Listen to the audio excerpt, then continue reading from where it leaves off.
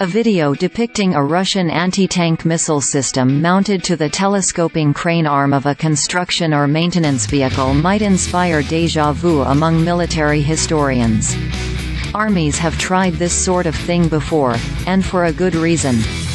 The principle, elevate your weapon so it can fire over trees, hills and other obstacles, is a sound one. The only problems are stability, time and cost.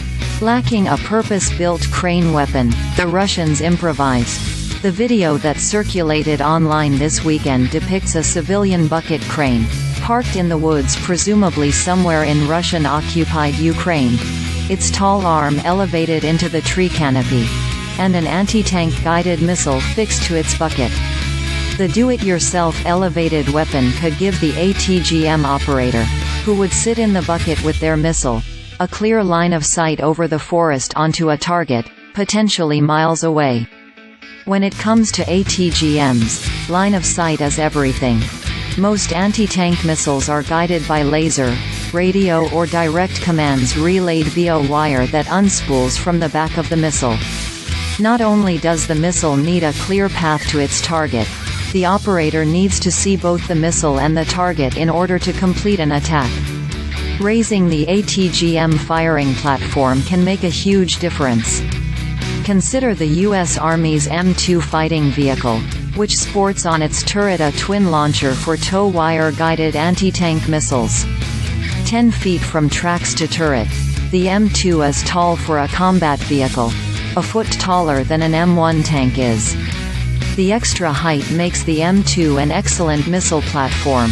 This was evident in 1991, when U.S. Army M2s clashed with Iraqi MTLB armored tractors in dusty conditions at the Battle of 73 Easting.